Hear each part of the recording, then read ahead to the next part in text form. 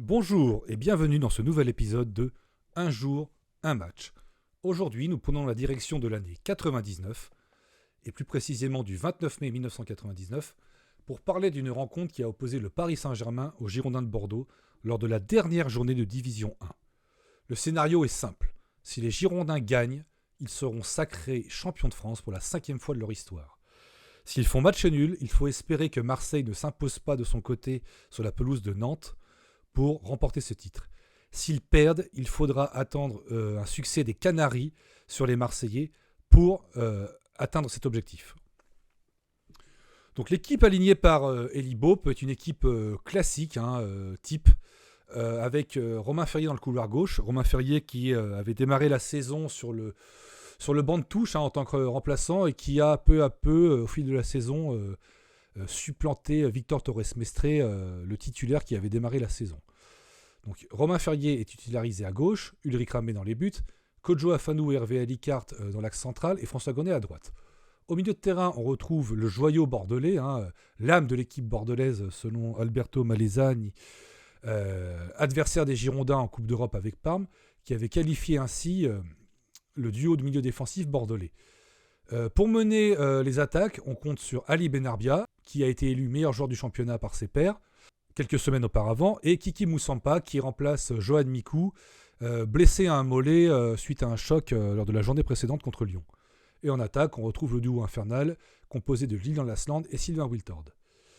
Et face à cette équipe de Bordeaux, on retrouve une équipe de Paris qui a réalisé une saison très décevante, notamment quand on prend en considération les montants investis dans les transferts. On pense notamment à JJ Okocha qui a coûté 20 millions d'euros à l'époque, mais qui compte quand même dans ses rangs des joueurs de niveau international comme Bernard Lama, d'autres joueurs confirmés de Ligue 1 comme Alain Goma, Rabé Sandratana, Pierre Ducrot, Algerino, et d'autres joueurs plutôt à l'aise offensivement, comme Bruno Rodriguez, Michael Madar, et la star Marco Simone.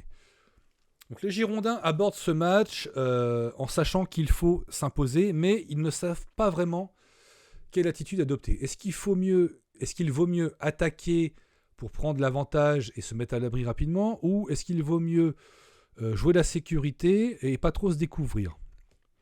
Et ça, c'est une question que les Bordelais vont beaucoup se poser durant la rencontre.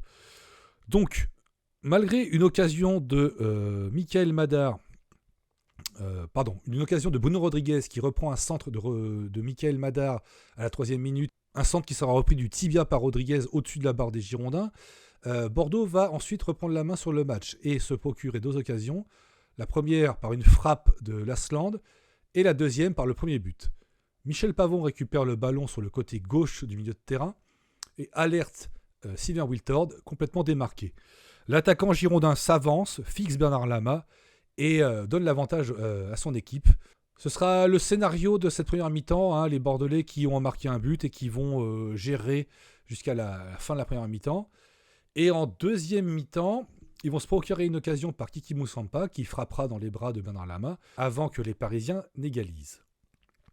Précisons également que Marseille a ouvert le score à la 38e minute par Robert Pires à Nantes et qu'ils sont donc à 1 point au classement des Girondins avec ce score de 1-0 pour Marseille et 1-0 pour Bordeaux. Mais à la 57e minute, JJ Okocha renverse magnifiquement le jeu dans les pieds de Jimmy Algerino qui centre et Bruno Rodriguez reprend cette fois-ci comme il se doit le ballon et égalise pour son équipe. Donc c'est un coup de tonnerre sur ce match et sur les Girondins qui doivent maintenant tout refaire. Mais Elie Baup ne s'en laisse pas compter et ne se laisse pas abattre par ce coup du sort et décide de jouer l'offensive. Il fait rentrer Ivan Perez à la place de Kiki Moussampa à la 59e minute. 1 minute plus tard, Lassina Diabaté trouve Sylvain Wiltord de la tête et le meilleur buteur girondin reprend de voler dans les filets de Lama l'offrande de l'international ivoirien. Donc Bordeaux aura tremblé 3 minutes et avant de reprendre l'avantage. Donc que faire maintenant? C'est toujours cette question de quelle tactique adopter, quelle mentalité adopter, comment gérer ce match. Eh bien, les Girondins ne vont pas trop trouver la réponse, puisqu'ils vont reculer de plus en plus, à tel point qu'ils vont encaisser l'égalisation par Heidelton, qui est un joueur brésilien qui a pas beaucoup marqué, pas beaucoup joué non plus durant cette saison, mais qui marquera son deuxième but de la saison d'une tête sur un centre de la droite. 77e minute, c'est Marseille qui est champion. Et Bordeaux doit encore tout refaire. Donc à ce moment-là, Elie Bob décide de jouer son va-tout et il fait rentrer Pascal Feïduno à la 84e. Et peu après, les Girondins vont se procurer une énorme occasion par Ivan Pérez, qui a remplacé Kiki Moussampa. Sylvain Wiltord est sur la gauche de la surface parisienne. Il centre au point de pénalty. Ivan Pérez est tout seul face à Bernard Lama.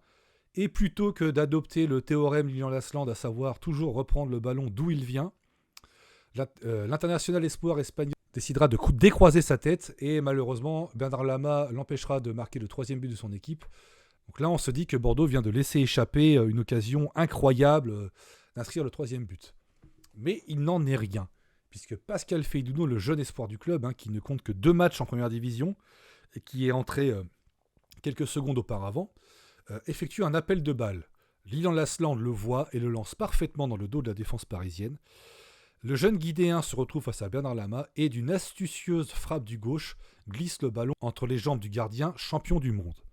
Là, toute l'équipe explose, le stade explose, le banc de touche explose, et même à 600 km plus au sud, toute la ville de Bordeaux explose, que ce soit dans les bars de la place de la Victoire ou du centre-ville, ou à la patinoire Mériadec où le match était retransmis sur écran géant.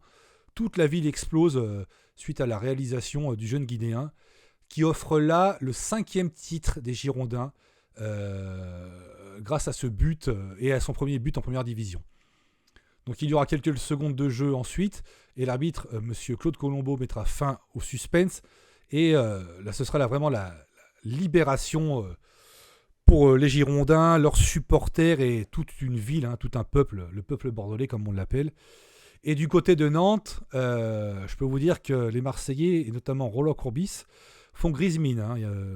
Même Roland Courbis rit jaune quand il voit la tête d'enterrement de Laurent Paganelli, qui semble-t-il a laissé sa déontologie au vestiaire, et qui fait une tête d'enterrement pas possible pour annoncer l'évolution du score à Roland Courbis.